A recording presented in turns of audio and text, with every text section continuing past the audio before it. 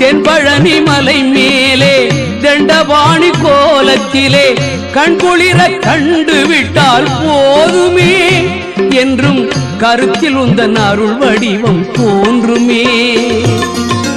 உள்ளத்திலே நீ இருக்க உன்னை நம்பி நான் இருக்க வெள்ளிமலையான் மகனே வேலையா என் வாழ்வு வளம் காண கடைக்கண் பாரையா கடைக்கண் பாரையா.